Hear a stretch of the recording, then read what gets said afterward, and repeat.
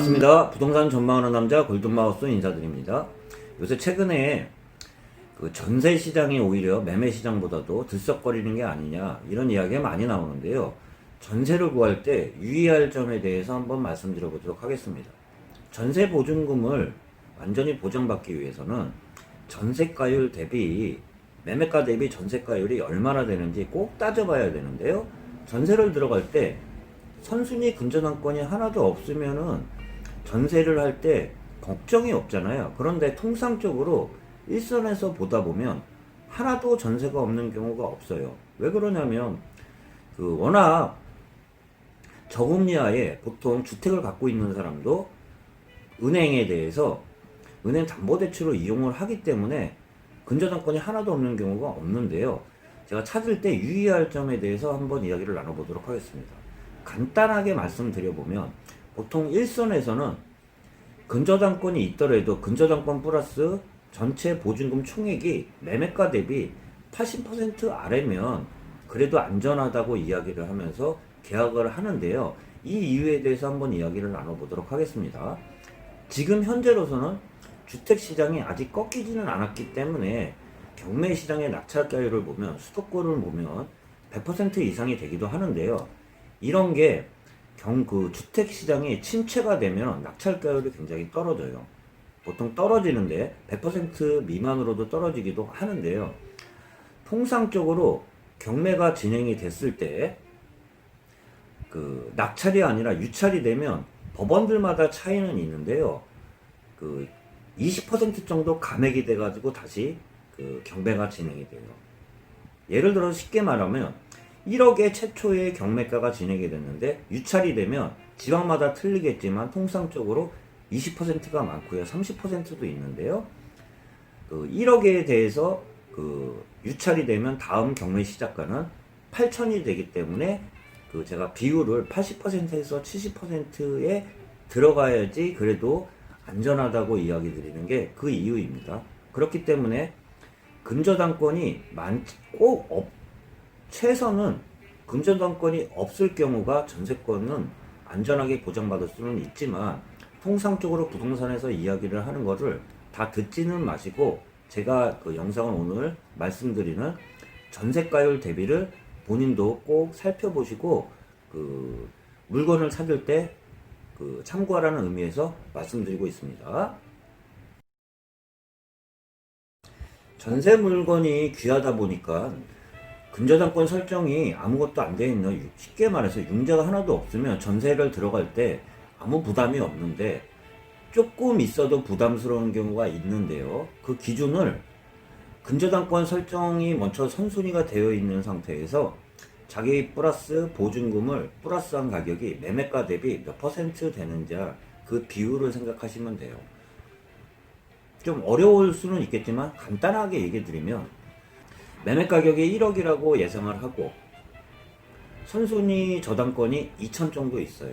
근데 제가 전세를 5천만 원에 들어간다 그러면 총 플러스 7천이 되잖아요. 그렇기 때문에 매매가 대비 70%에 들어왔기 때문에 보통 안전하다고 설명을 하는데요. 이 이유에 대해서는 제가 간단히 얘기 드리면 경매가 진행이 됐을 때 법원들마다 낙찰이 됐으면 상관이 없지만 유찰이 됐을 경우에는 최초의 감정가 대비 마이너스가 돼가지고 시작을 하거든요. 보통 통상적으로 법원들마다 틀리긴 하지만 대부분 20%가 많고요. 30%도 있어요.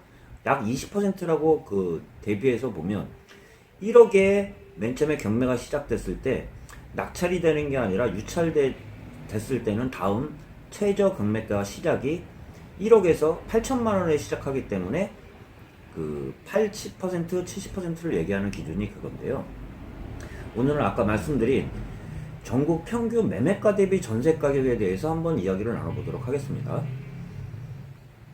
제가 얘기 드린 것처럼 전세가 대비 매매가 대비 전세 가격이 높으면 만약에 경매가 선순위가 조금이라도 있다 그러면 경매가 진행됐을 때는 전세 보증금을 다 온전히 보증받을 수 없다는 그런 이유가 되기도 하는데요. 한번 살펴보면 전국 평균 전국 평균 매매 가격 대비 전세 가격을 보면 전국적으로는 주택 종합하고 아파트를 좀 따져보는데요. 아파트가 대표적이긴 하지만 주택 종합에는 아파트, 다세대, 연립, 단독, 다가구 다 포함한 거라고 생각하시면 되는데요. 전국적으로는 65.2% 매매가 대비 전세가율이 나와 있고요. 아파트는 70.5%더 높다고 보시면 돼요. 70% 정도 되면은 아까 제가 말씀드린 여기에 순순히 근저당권이 예를 들어서 15%만 잡혀 있어도 한 번만 유찰되면은 전세 보증금을 반환받지 못한다는 그런 의미에서 이해하시면 됩니다. 수도권은 전국적으로 보면 수도권 서울이 전세가 비율이 매매가 대비는 낮다고 볼 수 있는데요. 그 이유는 간단히 얘기 드려보면 매매가가 상대적으로 높기 때문에 전세 가격은 그만큼 낮다고 볼 수 있는데요. 수도권을 보면 주택 종합은 65.1%, 아파트는 65.9%, 큰 차이는 없는데요. 70% 이상이 되지는 않잖아요. 아까 말한 것처럼. 이렇기 때문에 전세를 들어갔을 때 근저당권이 10% 미만이 되면 그래도 전세 계약을 한다고 보통 일선에서는 그렇게 생각할 수 있습니다. 지방 같은 경우는 잘못하면 지방 같은 경우는 지금 부동산 경기가 아직 확 꺾이지는 않았지만 70% 넘어가는 전세가율 대비를 보면 만약에 이런 게 경기가 안 좋아져가지고 경매가 진행됐을 때 한 번만 유찰돼도 전세 보증금을 다 온전히 보장받지 못할 수 있어요. 70% 넘는 것들은.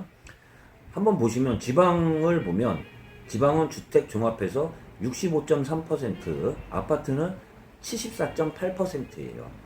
굉장히 높죠. 74.8%에 만약에 이런 집에 주택 가격 대비 갭 차이가 작다는 얘기인데요.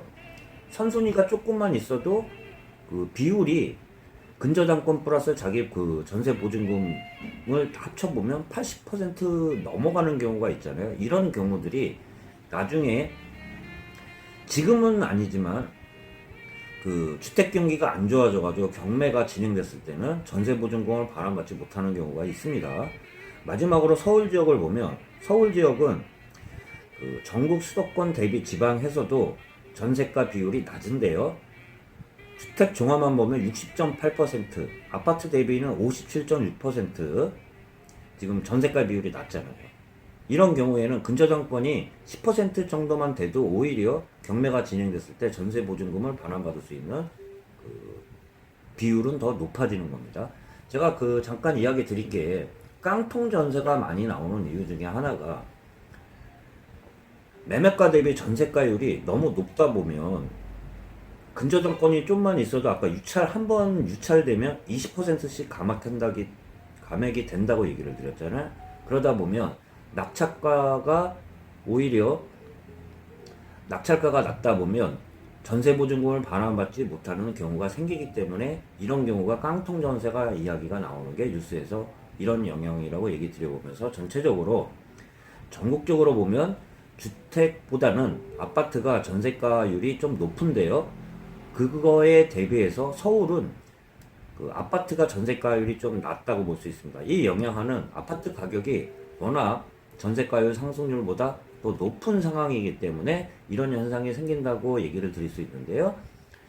전세를 구하시는 분들 입장에서는 선순위 근저당권이 하나도 없을 때는 걱정을 안 해도 되지만 제가 말씀드린 이 이유는 나중에 전세 보증금을 온전히 보장받기 위해서는 근저당권이 하나도 없을 경우에는 상관이 없지만 조금이라도 있을 경우에는 근저당권 플러스 자기 전세 보증금을 다 포함해서 매매가 대비 몇 퍼센트 정도 되느냐에 따라 전세 가격이 안전할지 안 안전할지 판단 기준이 되기 때문에 오늘 좀 말씀드렸고요. 이거에 대해서는 좀 어려운 말일 수는 있지만 참고하시기를 바라면서 오늘 영상 이것으로 마치도록 하겠습니다. 골든마우스였습니다.